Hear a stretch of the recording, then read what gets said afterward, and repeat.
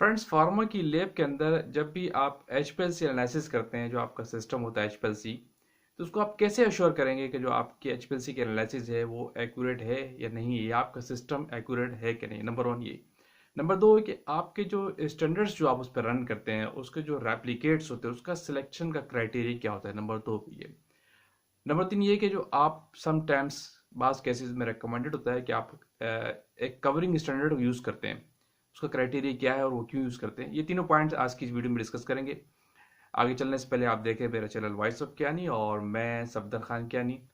Channel पे आप new है, चैनल को लाजमी सब्सक्राइब कीजिए ताकि तमाम वीडियोस का नोटिफिकेशन आपको मिलता रहे।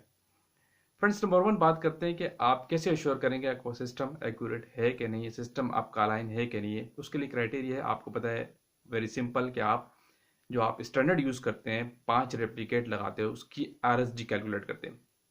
Before going to the samples, यानी सैंपल को चलाने से पहले आप स्टैंडर्ड जो चलाते हैं, उन 5 रेप्लिकेट्स की आप आरएसडी निकालते हैं। अगर वो आरएसडी 2% से कम है या 2% है तो आपका सिस्टम ओके है, आप आगे जाते हैं, आप गो अहेड देते हैं सिस्टम को, आप सैंपल एनालिसिस करते हैं। नंबर वन क्राइटेरिया ये होता है।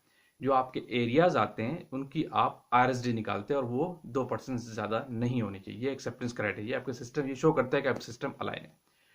नंबर दो कि आपके जो स्टैंडर्ड्स हैं, अगर वो आप जो स्टैंडर्ड यूज़ करते हैं 5 रेप्लिकेट्स में, अगर उसमें कोई आपका एक स्टैंडर्ड फेल हो जाता है, एक स्टैंडर्ड आउट हो गया आरएसडी में, या कोई और एरर आ गया, आपका स्टैंडर्ड्स आपका चौथा से ख़राब हो गया या पांचवा ख़राब हो गया, तो क्या आप वो पहले शुरू के 3 स्टैंडर्ड यूज़ कर सकते हैं, उसकी आरएसडी ले सकते हैं, या आप 4 स्टैंडर्ड की आरएसडी ले सकते हैं। तो इसका एक्सेप्टेंस क्राइटेरिया ये है कि आप, अगर आपका पांचवा या चौथा स्टैंडर्ड खराब हो गया तो उससे आगे आप फर्दर 4 स्टैंडर्ड और लगाएं या 5 स्टैंडर्ड और लगाएं। आप उससे आगे कंटिन्यूटी में 5 स्टैंडर्ड पूरे करें। याद रखिए, स्टैंडर्ड हमेशा कंटिन्यूटी में इस्तेमाल किए जाते हैं। ऐसे आप नहीं ले सकते कि आपके शुरू के पहला और दूसरा स्टैंडर्ड ठीक है और आरएसडी में आपका तीसरा आउट हो रहा है और चौथा पांचवा सही हो रहा है और छठा स्टैंडर्ड आपका सही आ गया, तो आप तीसरे को छोड़ दें और शुरू के 2 और आखिर के 3 ले लें। ये क्राइटेरिया गलत है। स्टैंडर्ड की सेलेक्टिविटी हमेशा कंटिन्यूटी में ली जाती है। या तो आप शुरू के 5 स्टैंडर्ड लेंगे या चौथे के बाद के आप 5 स्टैंडर्ड लगाएंगे अगर आपका चौथा स्टैंडर्ड खराब हो गया। ये क्राइटेरिया एक्सेप्टेंस क्राइटेरिया। लेकिन समटाइम्स अगर आप ये करते हैं कि आपने 3 स्टैंडर्ड की आरएसडी ले लिया, अगर आपके शुरू के 3 स्टैंडर्ड ठीक आ गए, तो पांच जगहों पे 3 स्टैंडर्ड भी लगाए जाते हैं, लेकिन बेस्ट प्रैक्टिस यही है कि आप 5 स्टैंडर्ड लगाएं। लेकिन अगर आप 3 स्टैंडर्ड चूज कर रहे हैं तो फिर आपकी एसओपी में सपोर्टिव 3 होने चाहिए। याद रखिएगा, ये बड़ा इंपॉर्टेंट पॉइंट है।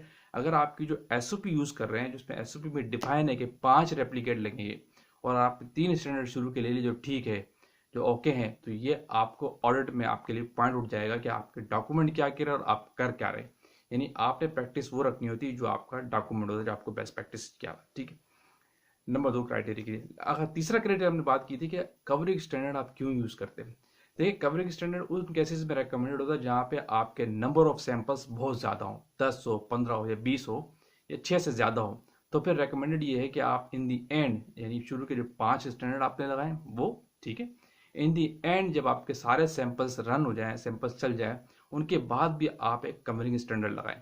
एक लगाएं या 2 लगा ले, 2 लगा ले ज़्यादा अच्छी प्रैक्टिस है। तो फिर आपके 2 आखिरी के स्टैंडर्ड्स और 5 आखिरी शुरू के, इन 7 स्टैंडर्ड की अगेन आप आरएसडी निकालते। ये अश्योर करता है कि आपका सिस्टम स्टार्ट से लेकर एंड तक एक्यूरेट चला है। यानी सिस्टम के स्टार्ट पे भी आरएसडी आपकी 5 की ओके थी और आपने इन दी एंड जो स्टैंडर्ड्स लगाए उनके साथ कंपैरेटिवली अगेन 7 स्टैंडर्ड की आरएसडी कैलकुलेट की, तो वो भी ओके है। इट मीन्स कि आपका सिस्टम एंड तक ओके चला है। ये 2-3 क्राइटेरिया जिससे आप जज करते हैं कि आपका सिस्टम और आपकी एनालिसिस ओके है कि नहीं। ये एचपीएलसी के केस में होता है। Thank you for watching. Allah हाफिज़।